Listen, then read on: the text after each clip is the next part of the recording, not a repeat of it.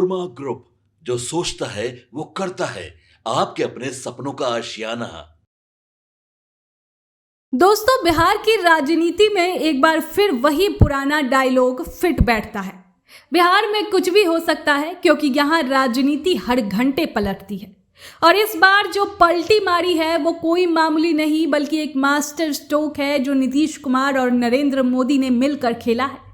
देखो, जब एनडीए की सीट शेयरिंग आई थी, बीजेपी 101 सीटें और जेडीयू 101 सीटें, तब विपक्ष को लगा था कि अंदर खाने कुछ तो गड़बड़ है। लोग कह रहे थे कि नीतीश और बीजेपी में दूरी है, सब ठीक नहीं चल रहा। लेकिन अब जो हुआ है उसने सबको चौंका दिया।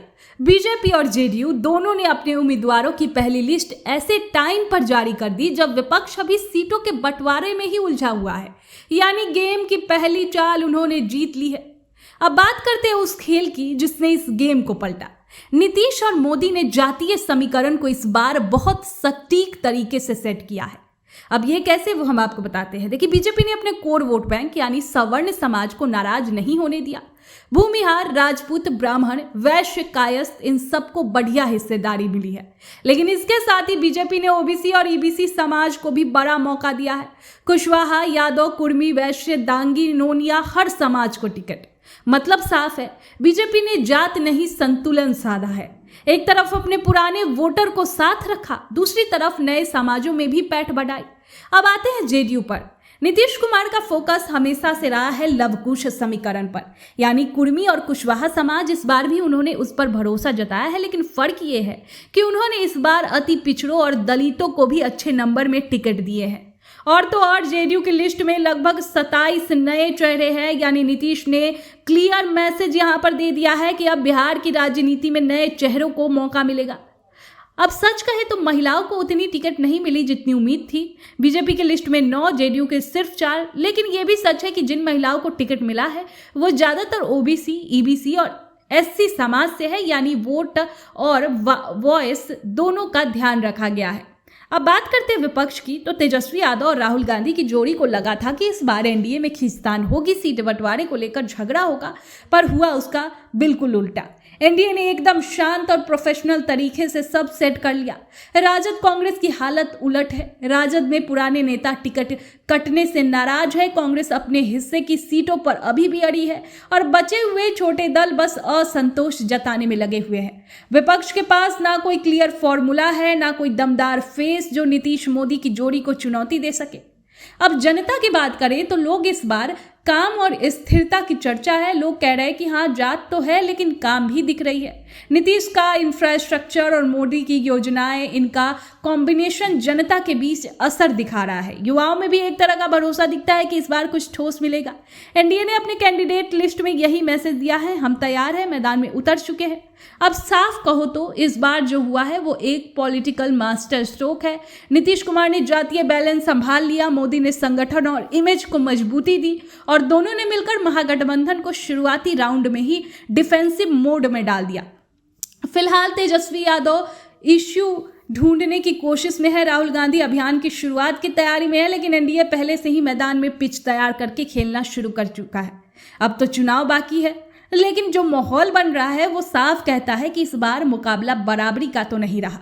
एनडीए ने रणनीति और तैयारी दोनों में बढ़त बना ली है। अब देखना यह होगा कि क्या महागठबंधन उस गैप को भर पाता है। बिहार की राजनीति में एक कहावत खूब चलती है, यहाँ कोई हमेशा के लिए हारता नहीं, बस जो सही टाइम पर चाल चला वही राजा बनता है। और इस बार लगता है कि नीतीश मोदी ने वही चाल चल दी है। कैंडिडेट लिस्ट के साथ ही चुनाव से पहले ही पलट गया गेम। अब मैदान में एनडीए आगे और तेजस्वी राहुल की जोड़ी बैकफुट पर। आपको बताते हैं कि कितने प्रतिशत लोगों को जो जाति से सीटें मिली है वो कितने प्रतिशत है, वो आपको एक बार बता देते। बीजेपी ने जो पहली लिस्ट जारी की है उसमें 71 उम्मीदवारों की, उसे देखकर साफ है कि पार्टी ने अपने कोर वोट बैंक यानी सवर्ण समाज पर पूरा फोकस किया है। 71 में से 34 उम्मीदवार सवर्ण समुदाय से है। इनमें राजपूत 15, भूमिहार 11, ब्राह्मण 7, वैश्य 8 और कायस्थ 1 है। वही बात करें अब जेडीयू की, तो जेडीयू में 57 उम्मीदवार की घोषणा कर दी है। इसमें कुर्मी, कोयरी, कुशवाहा, धानुष जैसी जातियां हैं, जिसमें 57 में से 23 उम्मीदवार लवकुश समाज से है, 9 अति पिछड़े वर्ग से और 12 दलित उम्मीदवार है। वहीं महिलाओं को भी 4 सीट जेडीयू ने दिया है और नीतीश कुमार और बीजेपी ने 9 सीट महिलाओं को दी है।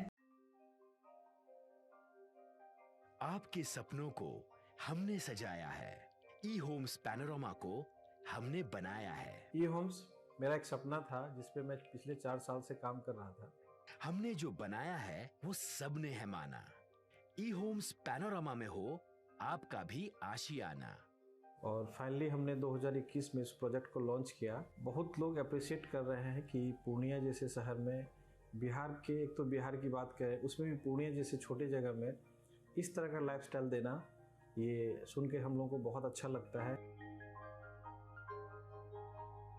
ई होम्स में हमने कुछ और भी किया है, जैसे हम जिस जगह में रह रहे हैं हमारे फैमिली सिक्योर हो, उनको सिक्योरिटी का ध्यान में रखा है। आपकी सुविधा और सुरक्षा आपके लिए खास है, ये आपका विश्वास है। इसमें आर्टिफिशियल इंटेलिजेंस का 7 लेयर सिक्योरिटी का हमने इस्तेमाल किया है। लस ग्रीन कैंपस को बनाया है। यदि हमारा बाउंड्री वाल है तो वो वर्टिकल गार्डन है। ये जितनी भी फैसिलिटी होता है एक इंटरनेशनल टाउनशिप में, ई होम्स है, ये हम लोग विश्वास नहीं कर पा रहे हैं। जो भी हमारे मित्र दोस्त या जो भी हमारे बाहर के बाहर आते हैं तो हम लोगों को बहुत अच्छा सुनने को मिलता है और बहुत अच्छा क्रेडिट मिल रहा है। वो सारा हमने सिर्फ एक बिल्डिंग नहीं बनाया, हमें एक बहुत अच्छा लाइफस्टाइल दिया ई होम्स में, और मेरा एक सपना था जिसको मैं आज फुलफिल होते हुए देख पा रहा हूँ। ये आपका आवास है। ई होम्स पैनोरमा में अब आपका निवास है। E Homes Panorama, luxurious lifestyle redefined. Panorama group, जो सोचता है वो करता है। अगर ये वीडियो पसंद आई और वह बिहार के राजनीति और बिहारियत से सरोकार रखेनी तो सब्सक्राइब बटन दबा के चैनल के सब्सक्राइब कर ली। ओजे एगो घंटी बा, ओकरा बटन दबा देला से कुल सटीक और मारक खबर रुआ मुफ्त में मिल जाई। अगर रुआ पत्रकारिता के हमनी के नया प्रयोग में सहयोग कर चाहतानी तो ज्वाइन बटन दबा दी। पेटीएम नंबर नोट कर ली 938681